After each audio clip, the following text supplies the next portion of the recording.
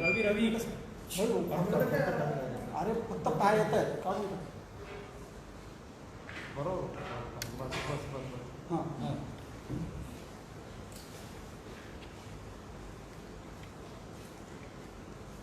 कोरोनाचा प्रादुर्भाव झाल्यानंतर जो लॉकडाऊन करण्यात आला त्याच्यानंतर अनेक गोष्टी थांबवण्यात आल्या आणि नंतर मग कालांतरानं आपली PDF सिस्टीम जी आहे रेशन दुकानांपर्यंत अन्नधान्य पोहोचवण्याची याला आपण चालना दिली. त्याच्यामध्ये सुद्धा बऱ्याच अडचणी आल्या. कुठे ट्रक्स अडवले गेले, कुठे दुकानच बंद होते, कुठे माथाडी बांधव जे आहेत ते काही वेळेला कामावर यायला नाराज होते. अशा परिस्थितीमध्ये आपण काम सुरू केलं. ते खरं मोठं चॅलेंजिंग काम होतं,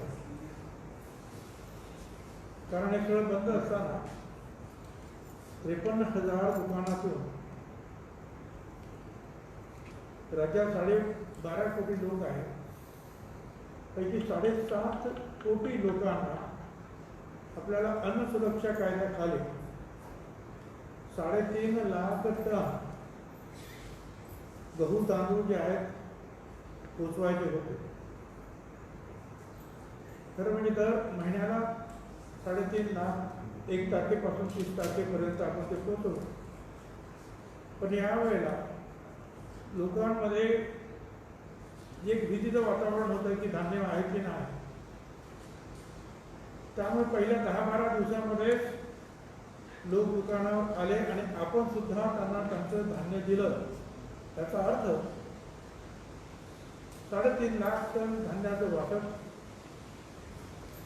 आपण 10-12 दिवसामध्ये एप्रिलच्या संपवलं. त्याच्यानंतर त्याच लोकांना भारत सरकारनं प्रत्येकी 5 किलो तांदूळ द्यायचा आदेश काढला आणि तो सुद्धा आपण तांदूळ जे आहे आपण द्यायला सुरुवात केली आणि जवळपास 24 तारखेपर्यंत जवळजवळ 95% लोकांना आपण तो मोफत तांदूळ पुरवला. आता हे सगळं झालं ते फक्त अन्न सुरक्षा कायद्याखाली जे लोक होते त्याच्यानंतर मग कालपासून 24 तारखेपासून आपण केसरी कार्ड आहेत, परंतु त्यांना ते ऑनलाईन झाले नाहीत, त्यांना काही सवलत मिळत नाही असे ते केसरी कार्ड होते.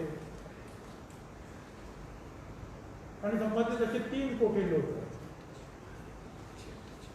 त्यांना आपण कमी भावाने म्हणजे 8 रुपये किलो गहू आणि 12 रुपये किलो तांदूळ या भावाने कालपासून हे वाटप आपण सुरू केलेलं आहे. ते जवळपास एकूण जे आहे ते टोटल त्याचं ते आहे जवळपास 3 lakh ton metric ton, 93,000 metric ton गहू, 61,000 मेट्रिक टन तांदूळ एका महिन्याचे हे पुरवण्याचं काम आपण सुरू केलेलं आहे. हे काम मुंबईमध्ये सगळीकडे 24 तारखेला सुरू झालेलं आहे. कोकण विभागात सुरू झालेला आहे. औरंगाबाद विभागामध्ये सुरू झालेले आहेत. काही उद्या परभणीला 27 तारखेला आणि उस्मानाबादला 26 तारखेला, औरंगाबाद 26 तारखेला सुरू होईल. सगळीकडे आपण 24-25 तारखेला या केसरी कार्डांचं ज्या धान्य द्यायला सुरुवात केली. अमरावती डिव्हिजनमध्ये 24 तारखेला सगळीकडे द्यायला सुरुवात केलेली आहे.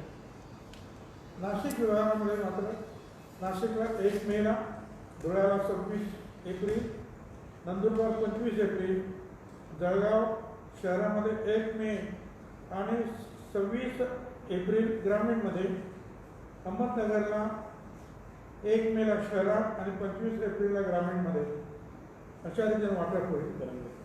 पुण्यामध्ये सुद्धा पुणे ग्रामीणमध्ये 26 तारखेला वाटप सुरू होईल. सोलापूरला 1 मेला, कोल्हापूरला 24 मेला सुरू झालेलं आहे. सांगलीला त्याच्या अगोदर 19 एप्रिलपासूनच सुरू झालेलं आहे, 50% वाटपसुद्धा झालेलं आहे. आणि साताराला 1 मे पासून आपण सुरू करणार आहोत. तर अशा रीतीनं जवळपास एका महिन्यामध्ये हे तिन्ही प्रोग्राम जे आहेत वेगवेगळे, 3.5 लाख टन तांदूळ, 3.5 लाख टन, आणि हे जवळपास 2 लाख टन, असं एकूण ते सगळं काही हिशोब आहे. तर ते सगळं आपण या महिन्यामध्ये आपण जवळपास पूर्ण करू.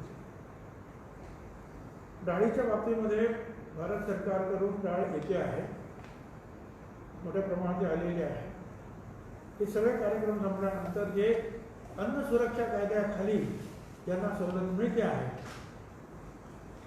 त्यांना प्रत्येक कार्डाला तूर किंवा चणा डाळ दोन्हीपैकी एक किलो देण्यात येईल. हे सगळं करत असताना आपण हे लक्षात घेतलं पाहिजे की आपली यंत्रणा तीच आहे. यंत्रणामध्ये काही वाढ झालेली नाही. किंबहुना त्या ठिकाणी आता जवळपास एका महिन्यात आपण 9 लाख टन धान्याचं वाटप करणार आहोत किंवा हे करत आलेलो आहोत.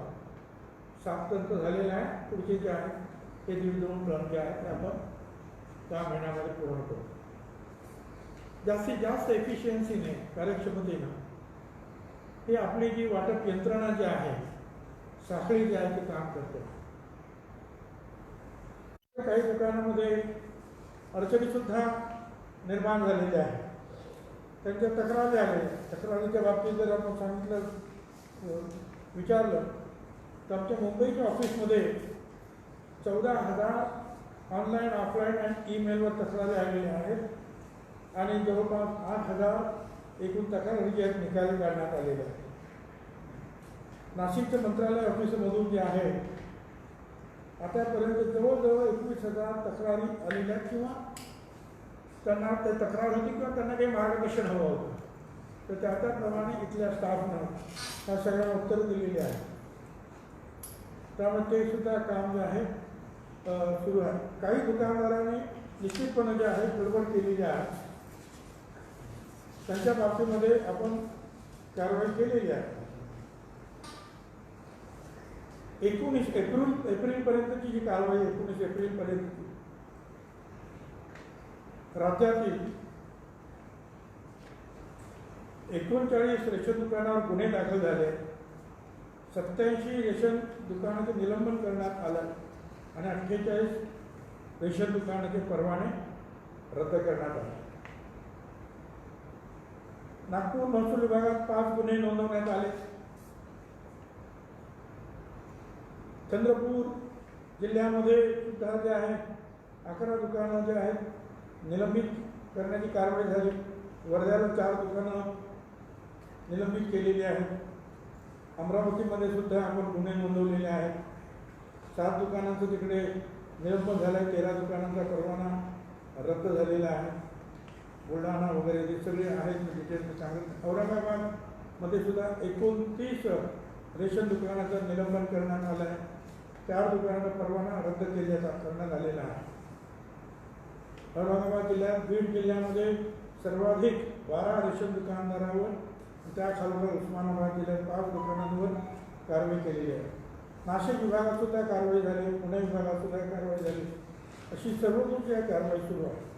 पण ही कारवाई करताना काही दुकानदार खरोखर लोकांना त्रास देत आहेत किंवा कमी धान्य देत आहेत किंवा जादा पैसे घेत आहेत, या तक्रारी खऱ्या ठरल्या. परंतु एक लक्षात घेतलं पाहिजे, 53,000 दुकानामध्ये सगळीचकडे हीच परिस्थिती आहे, अशातलं काही भाग नाही.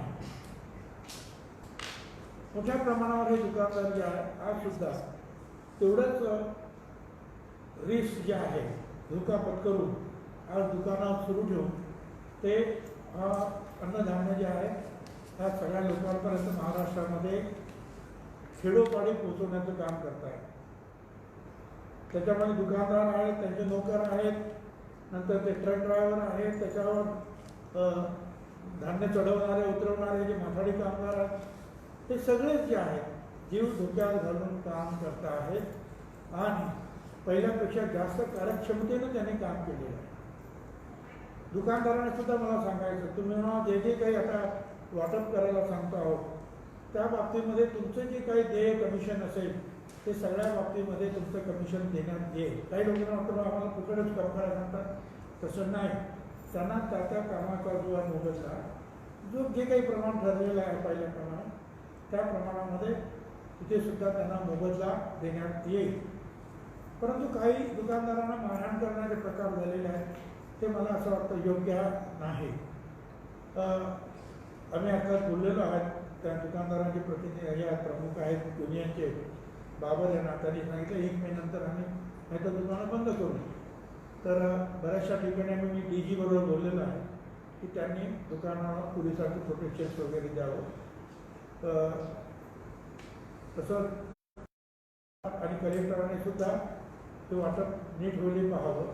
काही ठिकाणी शिक्षकांची सुद्धा नेमणूक त्यांनी केलेली आहे गावागावामध्ये की जेणेकरून म्हणजे योग्य अंतर ठेवून सुद्धा लोक उभे राहतील आणि काळाबाजार पण होणार नाही. या दोन्ही गोष्टी होतील. पोलीस किंवा तिथे शिक्षक जर तिथे असेल तर त्या सगळ्यांच्या मदतीची गरज आहे. कारण माझ्या डिपार्टमेंटमध्ये एवढे काही लोक नाही आहेत की त्या 53,000 दुकानांवर लक्ष ठेवू शकतील अशी परिस्थिती नाही.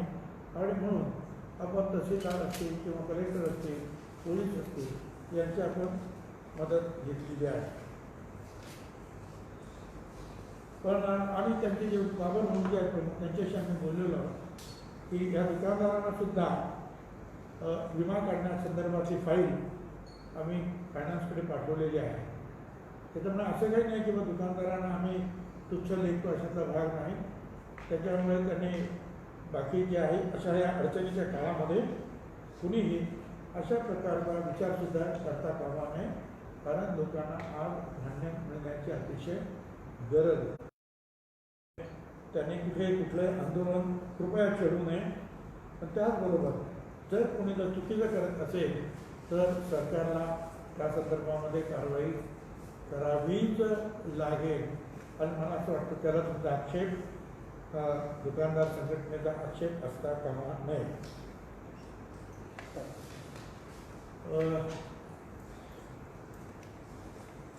आता नाशिकमध्ये जे आहे,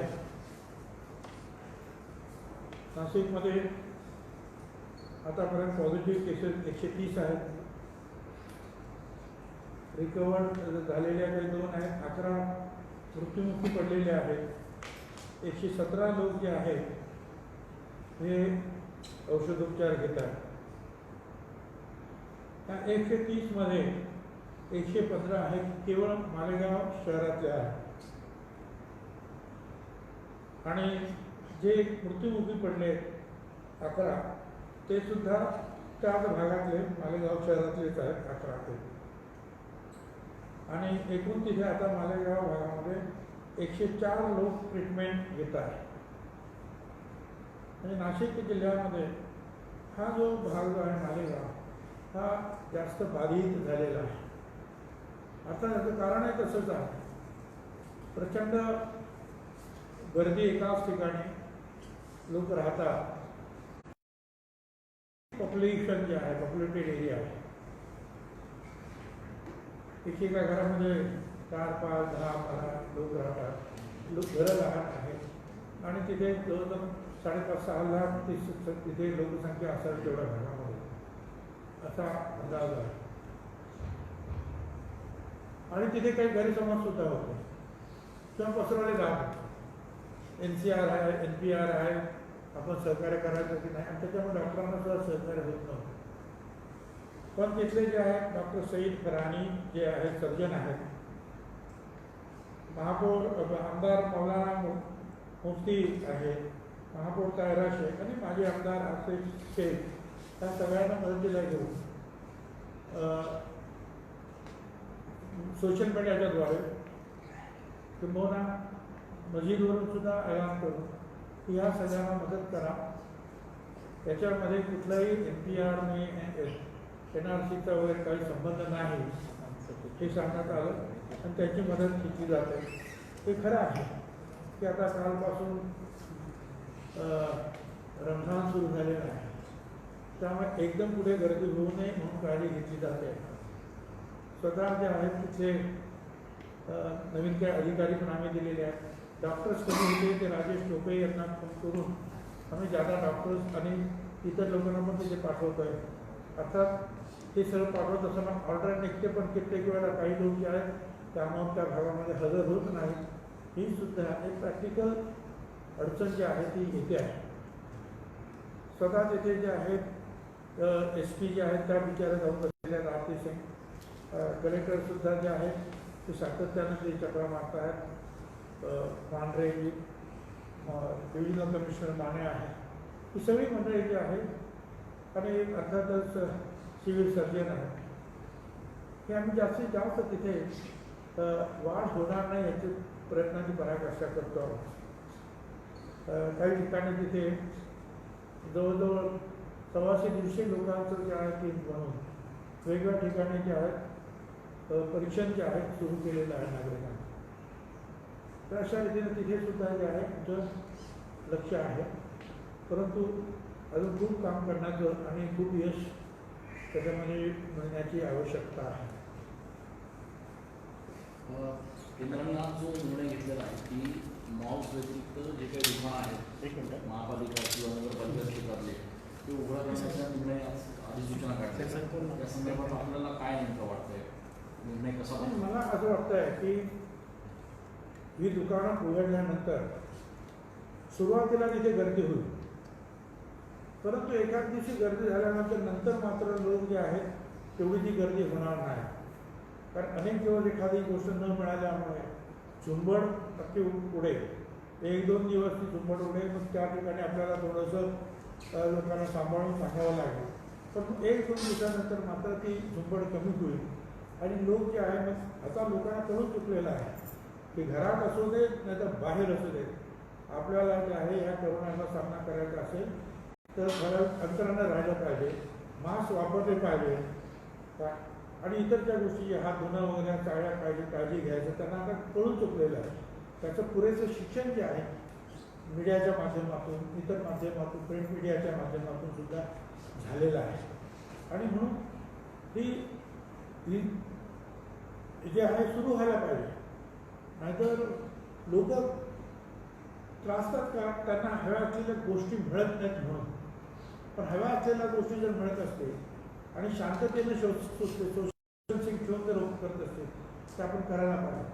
त्यामुळे अर्थव्यवस्था सुद्धा जी आहे थोडीशी हलायला सुरुवात होईल आणि त्याच्यामुळेच काही ठिकाणी त्यांनी जे आहेत उद्योगधंदे सुद्धा सुरू करण्याची परवानगी दिलेली आहे.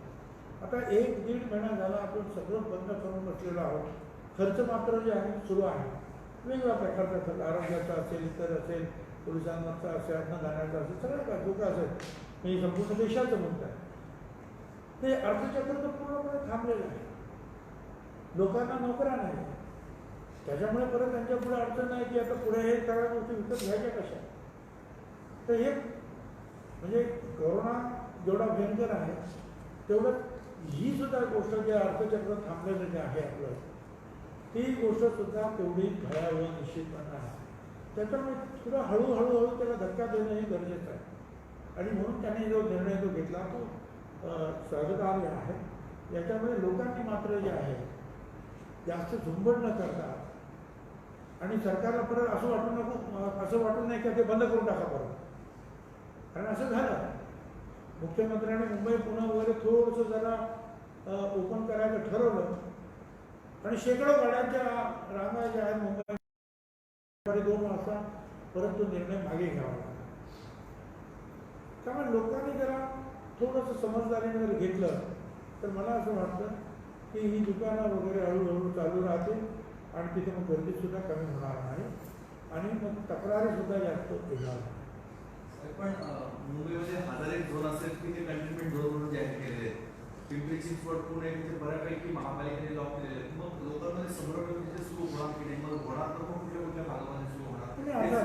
जिथे जिथे जे आहे म्हणजे अति धोकादायक असे जे एरिया तयार झालेले आहेत स्पॉट, तिथे तर सरकारला काळजी घ्यावीच लागेल. तिथे कडक अंमलबजावणी करावीच लागेल. तिथे पॅकेजच्या माध्यमातून इतर माध्यमातून या सगळ्या गोष्टी आतमध्ये द्याव्या लागतील.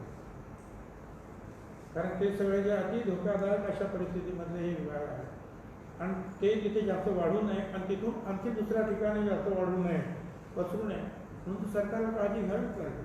त्याच्यामुळे 100% सगळीकडे सुरू होईल असं म्हणायचं काही कारण नाही.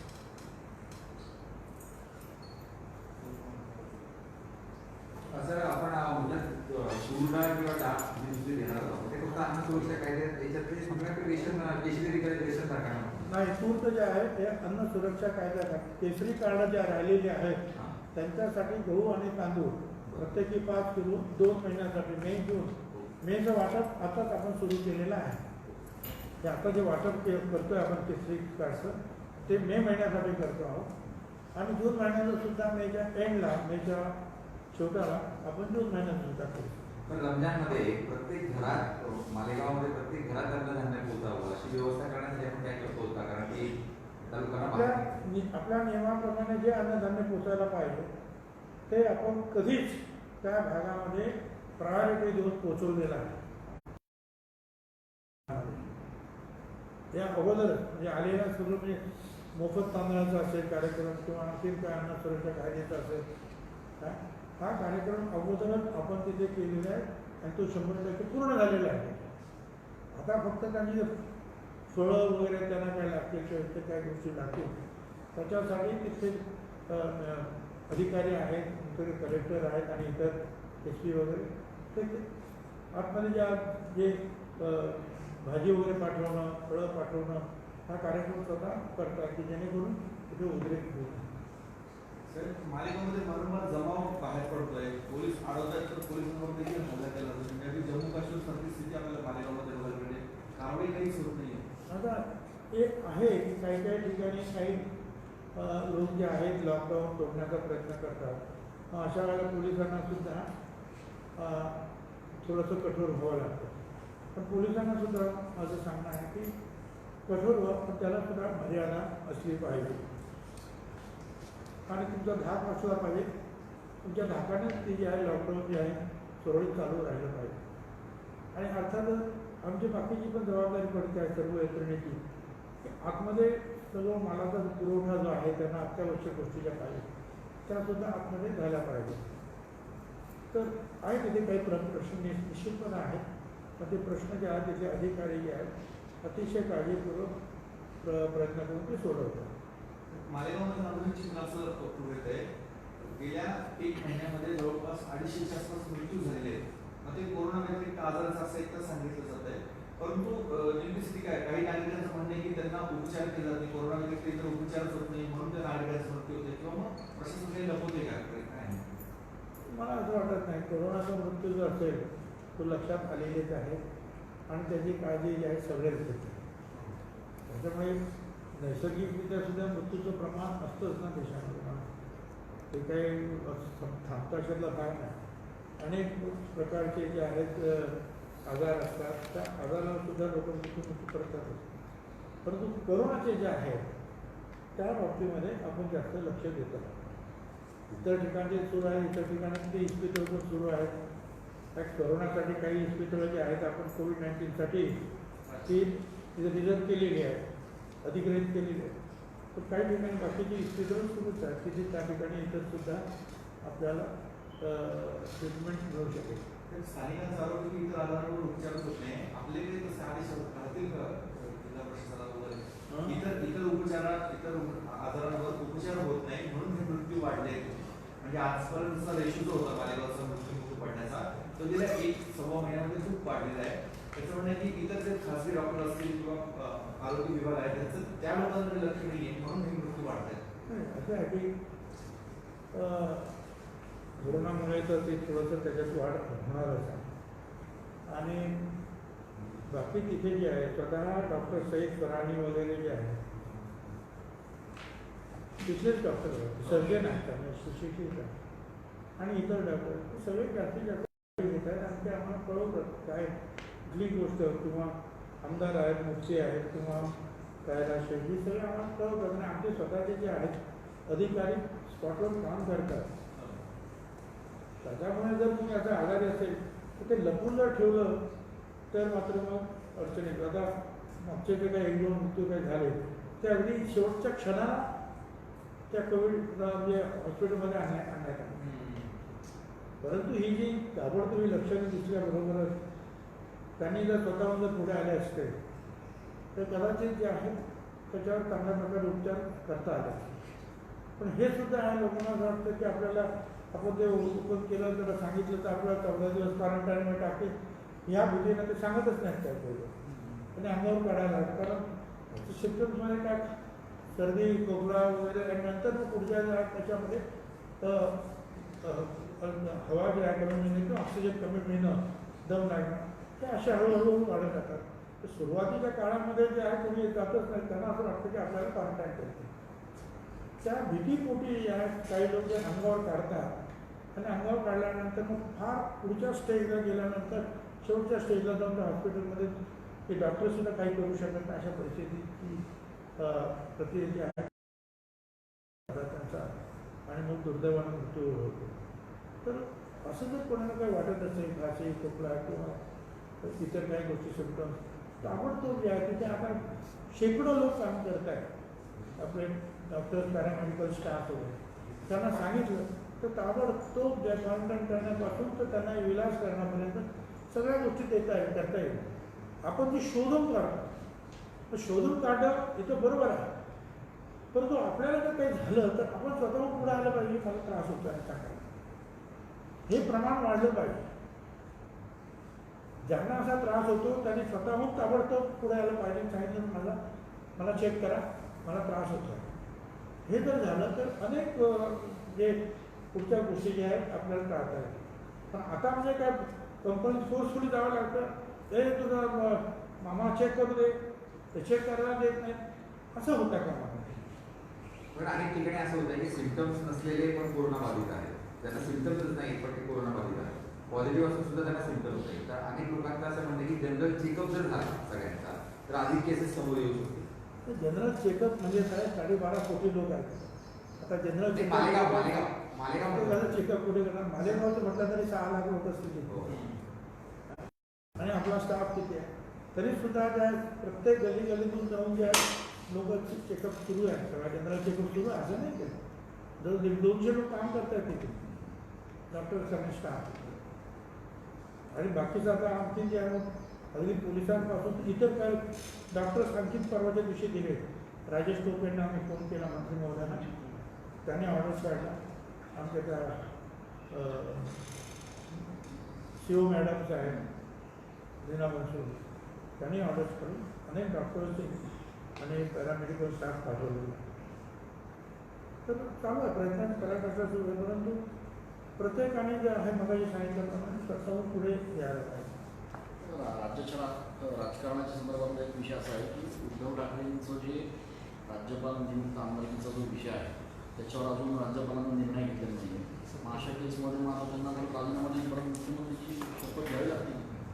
मला असं वाटतं की अर्थात राज्यपालांसुद्धा त्याची कल्पना आहे की मंत्रिमंडळाने एखादा निर्णय घेतला तर त्याची अंमलबजावणी करणं हे राज्यपालांना भाग असतं. म्हणजे आपल्या नियम कायद्यांमध्ये तरी साधारणपणे अशी मांडणी आहे. त्यामुळे मंत्रिमंडळाने निर्णय घेतलेला आहे आणि त्यांचं नाव सुचवलेलं आहे. तर त्यामुळे जे आहे त्यांना घ्यायला काहीच ताबडतोब त्यांना आमदार करण्यामध्ये कुठलाही बाधा येण्याचं काहीही कारण नाही. नंबर 1.